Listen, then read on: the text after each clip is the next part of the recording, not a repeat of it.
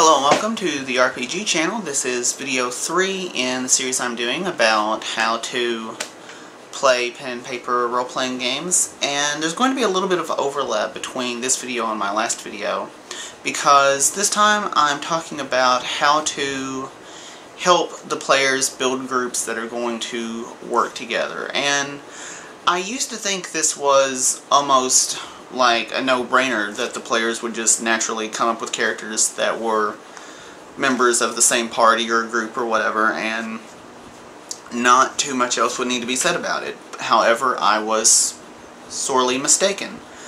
So, one of the biggest problems that I've had in running these games is how do you start the first adventure, and a big part of that is why on earth are these people interested in helping each other out through life or death situations?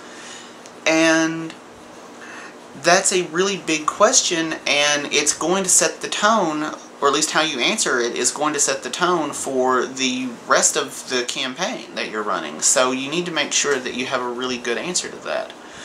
Now, there are a couple of different ways you can do this, but these are a few that I found to be most effective. And I said there's going to be some overlap between this video and my last one because we're dealing with kind of the same kind of thing, and that is what kind of guidelines or even restrictions are you going to put on the players. And for instance, you could say, for instance, require that the players all make a character of a specific race or something like that. Like, say you're interested in running a game about elves in a fantasy role-playing game, and you need all the players to be elves for the adventures you've come up with to work. That's a fine restriction as long as the players agree to it. And again, this is one of those things you're going to need to talk to the players about before you actually start the game. Another couple of ways that I've gone about doing this in the past is make the players all be from the same family and living in the same house. This is a good one that I've used because it still lets the players make whatever type of characters they want to make. It was in a Call of Cthulhu game, by the way. But it gives them some link to each other that makes it very easy for them to fall into a group mentality like that.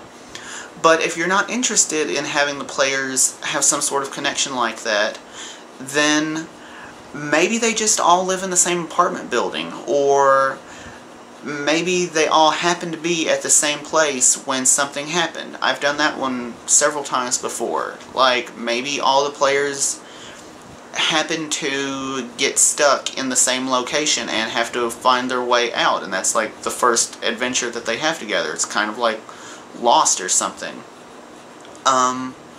Or maybe they all get kidnapped together. I've had adventures that started out with the players in jail together.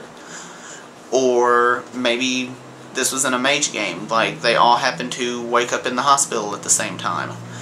And these type things are very important because if you don't establish from the beginning that these people need to help each other out, then, and I'm not even sure that they do it to be disruptive or whatever, but the players just aren't going to necessarily gravitate toward a group mentality.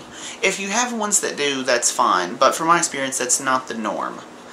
And that's just something you're going to have to take into account. And another reason for doing this is it helps for, in the player's mind, it answers the question for them, like, why am I doing this? Like, what is my character's motivations? Like, my character is looking for a lost family heirloom. Why am I interested in going with this other guy to make some money on some random side quest or something? And it really helps solidify the group even before the game starts. And that's one of the best things you can do going into a new campaign like that. So, I hope that was helpful, and next time I'm going to talk to you about actually writing adventures. And thanks for watching. This has been James with the RPG channel, and I will talk to you later. Oh god, what would be a good